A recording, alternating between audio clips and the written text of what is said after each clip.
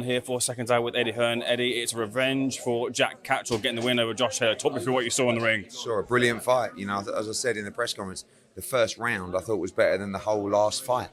I thought Jack dominated the fight for 7 rounds, 6-1 or 5-2. And then I gave Josh 8, 9, 10. Big 11th for Jack, 12th, very close. I had Jack edging that as well. I've probably had it 7-5, 8-4. I thought the scorecards were wide, especially, of course, the 117, 111.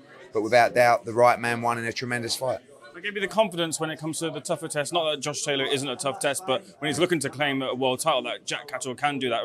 Josh Taylor said in the build-up that he didn't believe that Jack could win the world title. Yeah, but Josh Taylor's one of the best 140-pounders in the world. You saw that tonight. You know, what you saw was definitely not a fighter that's on the slide.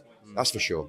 You know, you saw a very good fighter, because when he got hurt in the fight and it started to look like he might dominate, he came right back into the fight. So he's a tremendous fighter, and you know, that was a massive win for Jack Catterall tonight that showed that he's ready and certainly good enough as well to win a world title. We didn't go past the fight night without controversy. Bob Arum took the mic this time and he said his feelings about it. He said that he'll never let his fighters come to the UK and be a party to the judges' scoring. What do you think of that? Yeah, I mean, Bob's Bob. You know, he's 93, doesn't really care what anyone thinks. And I agree with him. You know, I do think the cards were wide, but the right man won, and that's what matters. You know, I mean, he's seen some very wide scoring for his fighters in the past, and you know, that was 2 Brits in there tonight with British judges, so it's not, you know, they saw that Jack Catterall won the fight. Most people did as well, but you know, I do think that the cards were wide. I don't think we should focus too much on that. We should focus on what we do know, which was a tremendous fight and justice for Jack Catterall. Push you on that a little bit more. He did go as far as to say that he would never have his away fighters here on British Boxing Border Control soil. Then you don't see a top-ranked fighter ever fighting in the UK. So, you know, I mean, if we say we're not taking a British fighter ever to US shores before, I mean, he's had a lot of strange decisions on his cards over the years. That wasn't a strange decision in terms of the winner, but I do agree, you know, I agree with him that particularly 117, 111 is wide, but, you know, the right man won. Quick word on Josh Taylor. What do you see for him? A lot of people were predicting maybe it might be the end of the road if he doesn't get the victory over Jack. You know, I actually think he boxed well, to be honest with you. I think that he looked like after 7 rounds he was done. The eye was closing up. And if you watch the fight back, a lot of the heavy artillery was coming from Jack Catterall.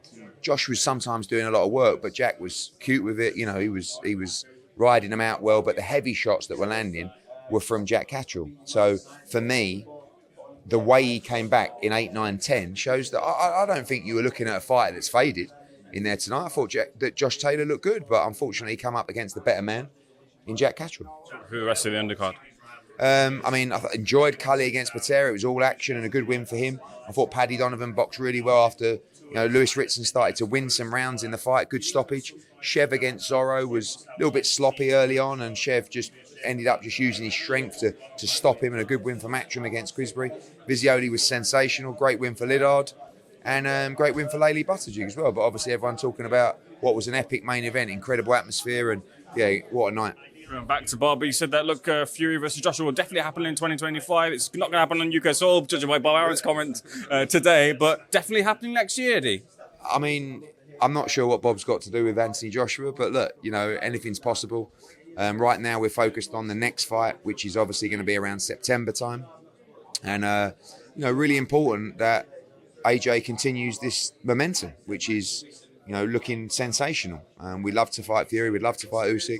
We'll see what happens with Hrgovic and Dubois next week, but nothing decided as of yet. The draws next week, what's your banker for the 5v5? I don't think there is a banker, you know, on either side. I think Hrgovic is a strong favourite to beat Dubois, but it's a heavyweight game. Anything can happen. You know, it could come down to the big one with Wilder, late doors. How do you think he wins the fight? Who? Wilder. By stoppage. But, you know, both 2 very heavy-handed guys. Cheers, Ed. Appreciate it. Good.